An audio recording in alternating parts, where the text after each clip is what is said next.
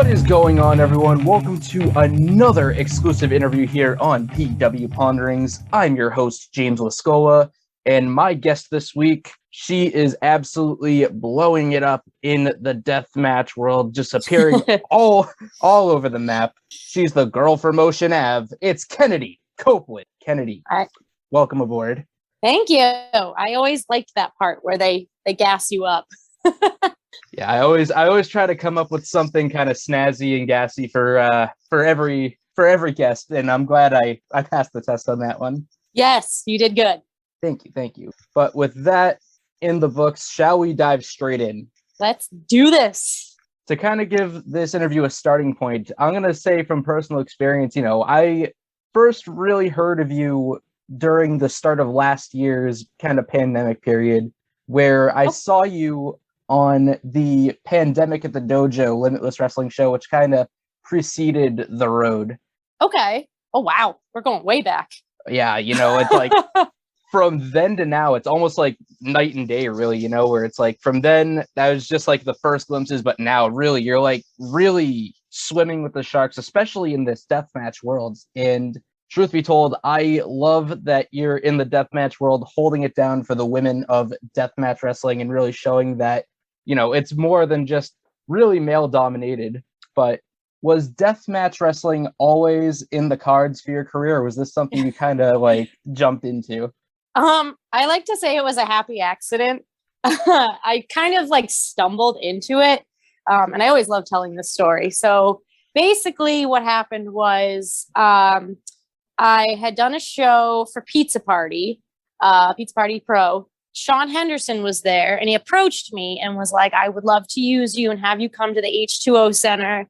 And, I didn't really think anything of it at first because a lot of people will say that, like, oh, I want to bring you in. And then you like never hear from them ever again. So I was like, yeah, that'd be great. And then he reached out and was like, all right, I'm going to have you with Boomer Hatfield, which I was very much looking forward to. But unfortunately, he was injured. So I think with less than a week to go, Shawn reached back out to me and goes, Boomer's out. You're facing G-Raver instead. Like that was it. I was like, excuse me, what?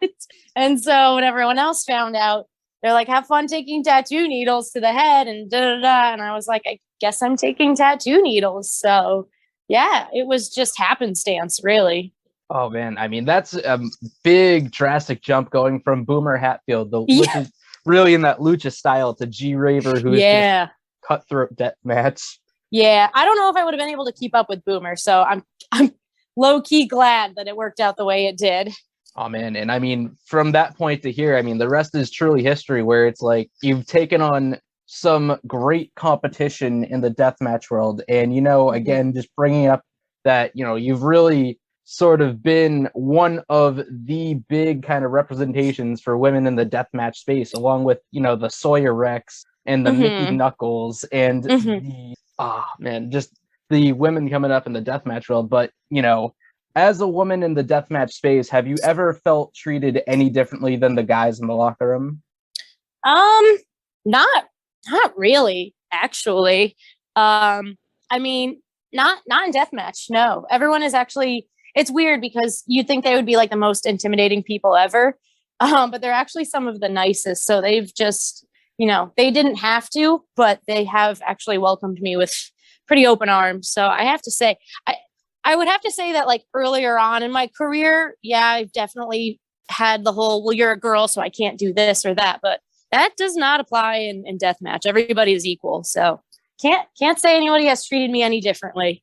Man, I love to hear that as a fan of deathmatch wrestling, seeing that, women can excel and they can roll with the guys just as much, even more so in most cases. But one of the spaces we've kind of seen you really as almost a home promotion, one could say, is H2O, as we mentioned. And how would you describe the atmosphere of H2O? As soon as you said that, the first word that came to mind is family. It's really just, they have also welcomed me with open arms. And they didn't have to do that. So I am eternally grateful for that. And, it's like show to show. I'm happy to see that you get to take on all these competitors in the H2O ranks. I mean, taking it to the war with 440, just being kind of one of the main H2O guys. I know. Honestly, I cannot thank them enough for all the opportunities they provided me. And I will gladly stand up for H2O and keep getting beat up by 440 on behalf of them. Well, I mean, with talking about you and H2O, we have to bring up probably your biggest moment to date in Hardcore Kingdom this year, taking on and defeating a legend like Mickey Knuckles. What does that victory mean to you? I don't know. I can't put it into words. Like, and I hope she doesn't get mad at me for saying this, but like, I remember growing up and like watching her work. And so like to be in the ring with her, I'm like, holy crap, this is actually like, this is happening. I was definitely scared out of my mind, but I learned a lot, and it's something that I'm always going to take with me. Oh, most definitely. And I mean, as we move from that tournament, which you were a finalist in, to another, which you were announced as the first participant in the the Matt Tremont Deathmatch tournament, going down over that H2O FMWE weekend. How big a deal is that to you? It's going to be a crazy weekend. Again, it's something that like I just can't ever. Okay, so I don't ever really I don't know how to process good news, because I'm always like, what's the catch? So I'm just kind of like, I really don't know how to register it. But I also can acknowledge that it's a big deal. Oh, most definitely. I mean, not only being an entrant in the first tournament named after the Bulldozer himself, but being the first ever. When you put it into words like that, it just man, it really ups the ante. Oh, truly. But we obviously wish you the best of luck in that tournament. But moving into the direct future, we're staring down the road looking at H2O's HustleMania IV. And truth be told, as someone that reports to the site, I always try to keep an objective journalistic viewpoint, but I got to relax it here for a little bit.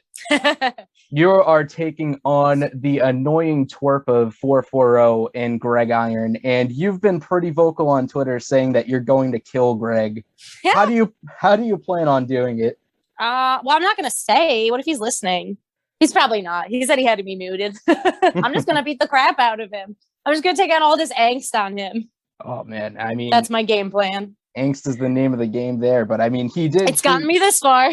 Oh, absolutely. And he did tweet out earlier, and I quote, "Gonna physically beat Kennedi Copeland with this belt, then beat her in the match to retain this belt Saturday at H2O. P.S. Let me know how Kenny responds. I have her muted on here."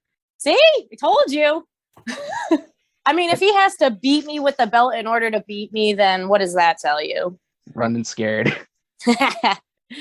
And I do got to point out too, I respect that you're pulling out the sort of "Hey Arnold, hours, minutes, and seconds till you die" kind of meme. I thought it was really funny at first, and then I was like, oh, it's kind of gotten old. But I have to commit. I only have a couple more days. I can do it. Well, at the core of it, this is going down in the middle of a almost full year-long battle with H2O and 440. How important to you is it to return one of H2O's belts to the H2O home team? Oh, gosh. Man, you're asking the hard-hitting questions. It's funny because, like, I can't ever put it into words. And, like, I've had all this time to think about it. And I can't, words really don't do it justice how important this is for me. Like I said, they did not have to take me in like they did. And I don't know. I don't want to let them down, and I just want to keep making them proud. So that'd be, for lack of a better word, pretty cool if I could bring the belt home for them. And that's putting it mildly. Man, I'm certainly rooting for you in that regard. But just looking back, you've taken on 3 other members of 440 and Eddie Only, Atticus Cogar, and Ricky Shane Page. Have you noticed any overlap in their styles that'll help you against Greg, since they're all in the same group? Probably just relentlessness. But that's okay. I feel as though, if I've taken on 3 of them, like, I can handle the 4th one. Fully agreed there. But Which of the three was your toughest challenge yet? Oh my God. They all were tough in their own right. Ricky Shane Page, I mean, he beat the hell out of me, which I'm sure we've all seen. And I honestly, I can't help but respect him for that. He pretty much took me to my limits. Atticus, I mean, those damn skewers, I'm telling you, every time, nothing compares to that. And Eddie Only, I actually admittedly was not very familiar with his work. And seeing as he hasn't been around for the past couple months, it was kind of hard to study up on him. So I went into that pretty blind. I didn't really know what to expect. So they were all pretty tough in their own right. Yeah, I got to point out too, I was there live for that Ricky Shane Page match, and I mean, seeing just the degree that he tossed you around the ring and ragdolled you, that had me recoil in my seat. Yeah, honestly though, I have to thank him because I don't. It just made me realize that hey, I can take this. So whatever they dish out, I can take. Absolutely. And another promotion I do have to bring up in that same deathmatch space that you've been really peering at so far this year, No Peace Underground, which really to me has this almost Fight Club-esque kind of feeling. How would you describe the atmosphere of No Peace? Oh my God, it's like nothing else. I mean, it's definitely something that you have to experience in person. I actually remember just sitting down one night and okay, let's see what's streaming on IWTV, and No Peace was on, and I was like, what the hell is this? I was like, where's the ring? And I just find it funny that I went from that to months later being fortunate enough to be on it, and I am just so grateful for that because it is ridiculously fun. So it's a lot of things I should have done my homework. I can't put into words or describe how the atmosphere is. It's something you have to see for yourself, really. Oh, most definitely. That company is definitely on my sort of to-do list now that travel's a little more looser and we are able to get out a little further. Mm-hmm. If you are ever in the area, definitely make it a point to attend a No Peace show. You will not regret it. Well, from No Peace Underground to an area and company that I'm most familiar of, you've been a part of a truly excellent roster in WWR Plus. And I mean, over the past few shows since the relaunch, it feels like each show just keeps getting better and better and better amongst the talent, amongst the in-ring, and just all across the board. How would you describe the rest of the locker room of WWR Plus? Crazy talented. And I'm so happy that WWR is back.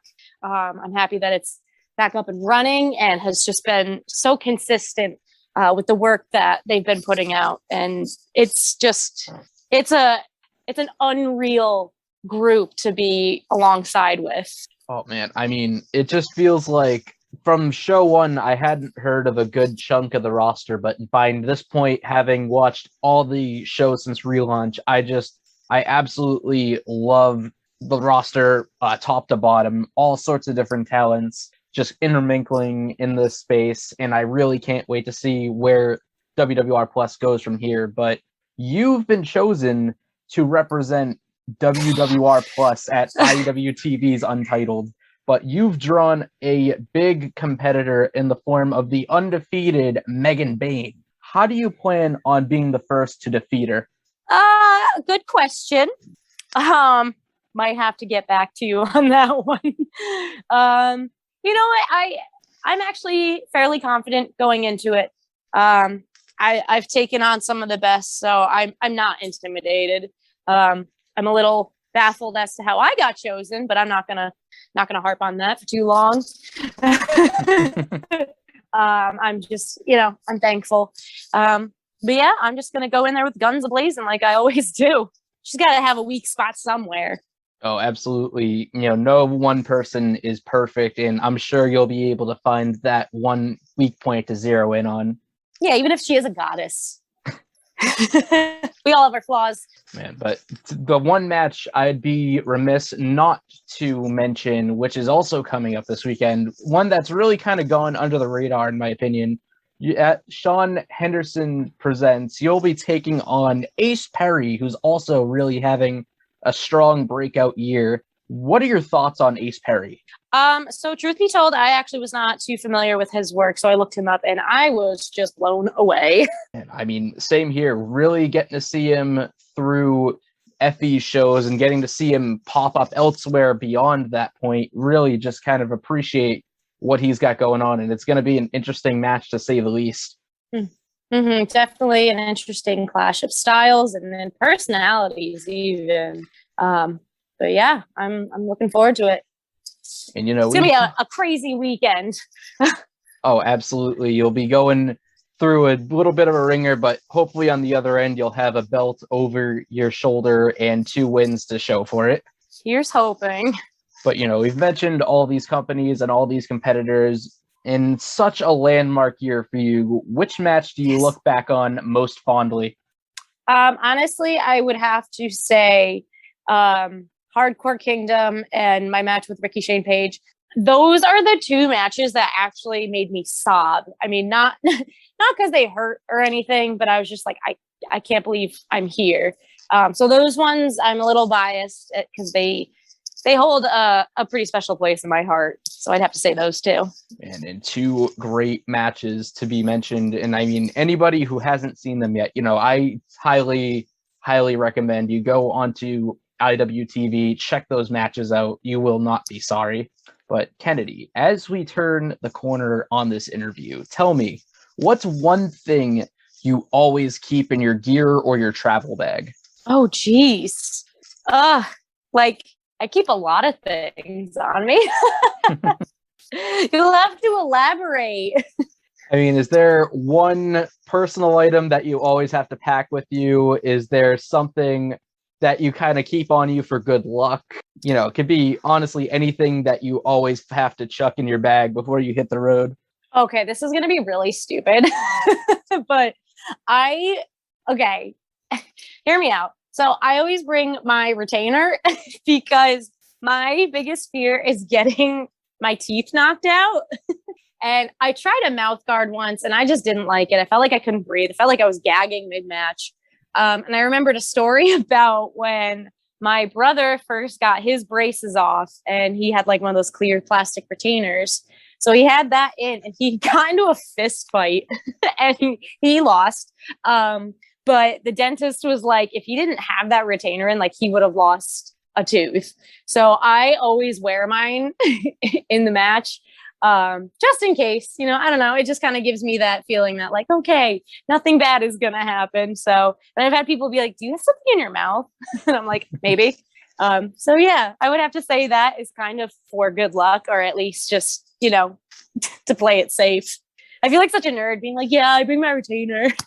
You know, it's personal protection to make sure that you're not, you know, you're not losing teeth. I mean, that's one of the big things, you know, that people forget is, like, you know, you got to protect your body while you wrestle, but you also got to protect your teeth because, you know, a tooth can get knocked out pretty easily, I feel, especially where you're in matches where there's weapons and all involved. Yeah, like something could go horribly awry. And I don't feel like shelling out the cash to get that fixed. So, and I think it's pretty safe because like I grinded through, I'm a very stressed individual, which I'm sure y'all can tell from the internet, but I grinded through my other retainer. So the orthodontist was like, oh yeah, we're going to have to give you like a specialty one. So it's like uber thick. So it's extra safe in my mind.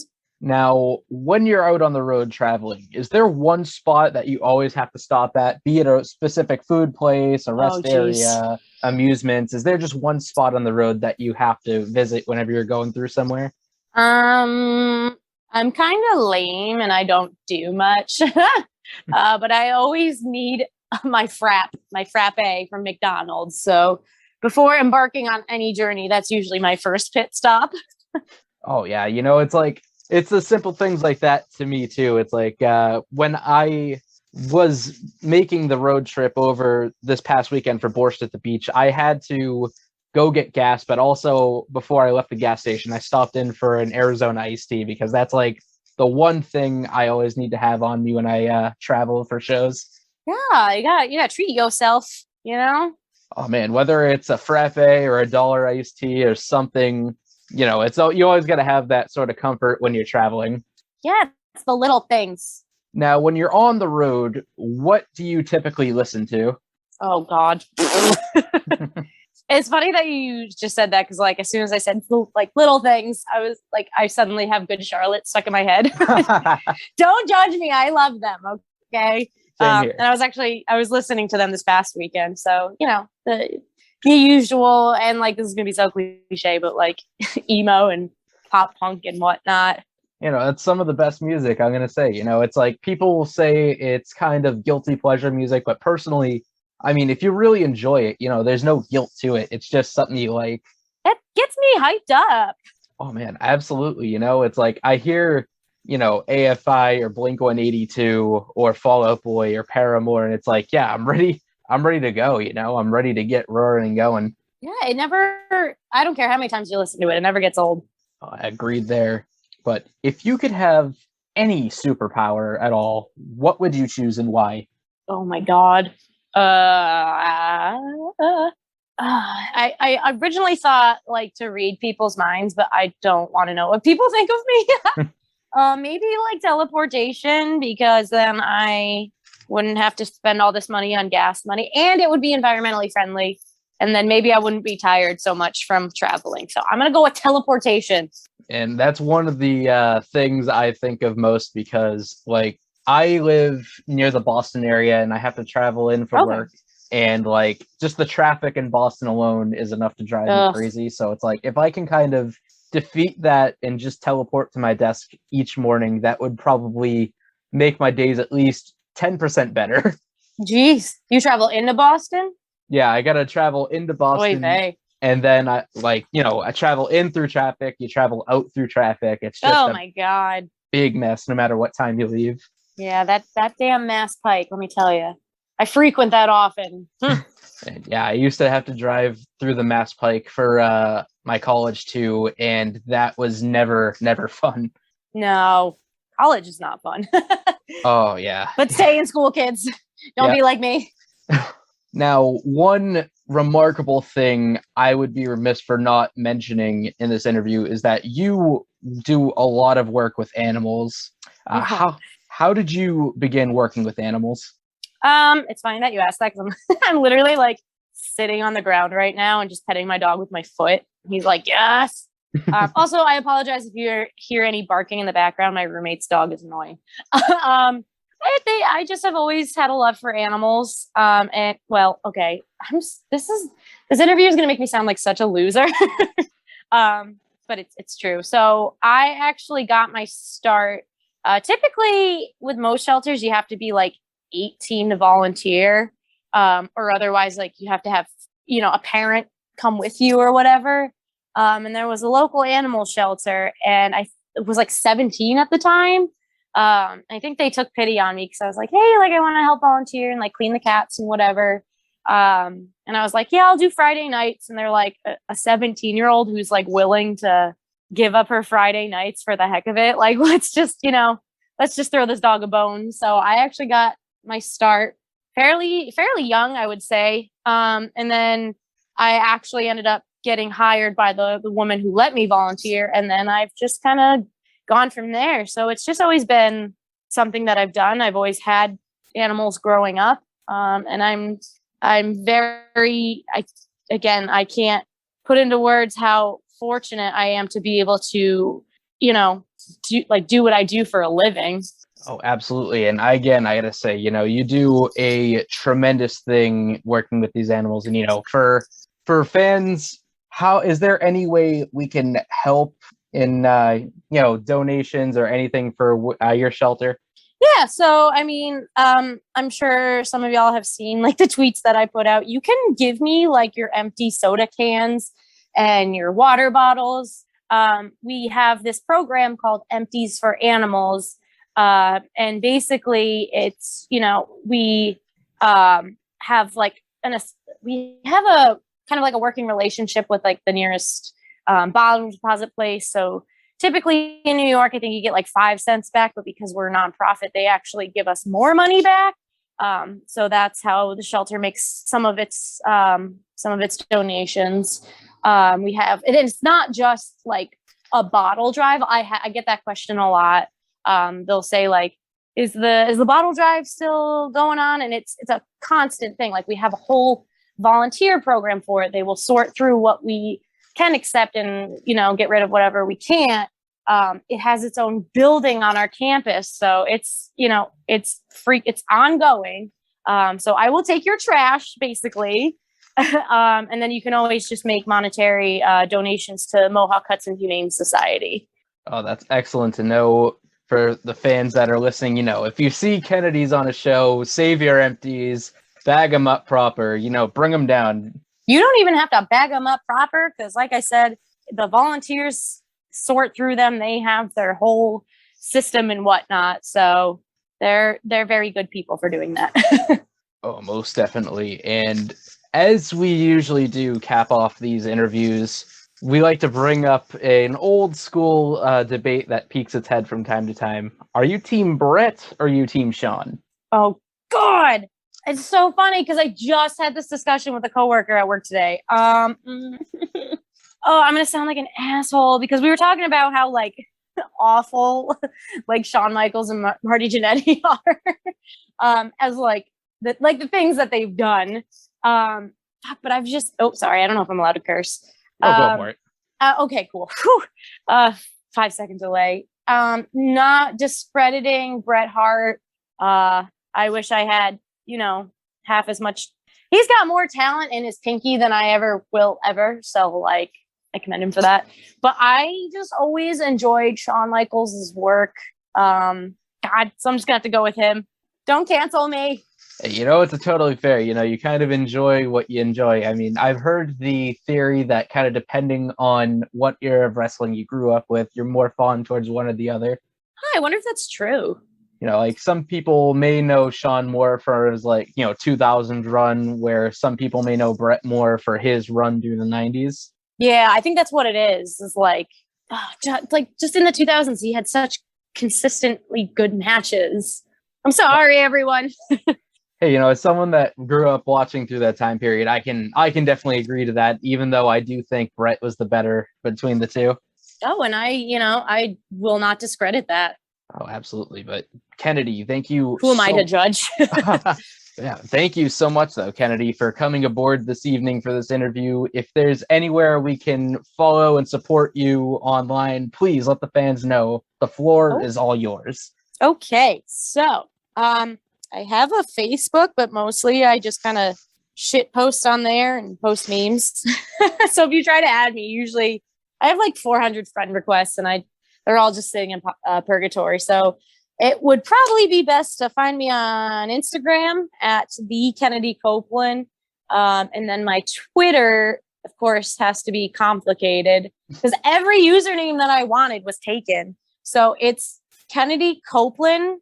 But the best way I can describe it is like wherever there should be an E, there is a 3 instead because I'm so edgy. And also, cheap plug, you should follow Mohawk Hudson Humane Society on social media and share all their posts and get the word out about adopting and not shopping and whatnot. Absolutely. Support your shelters. Absolutely. Kennedy, thank you for letting me have this platform. Hey, anytime, truly. And thank you again for coming aboard. And thank you all for listening to another exclusive interview here on PW Ponderings. I'm James Lascuola, and I will see you all on the next one.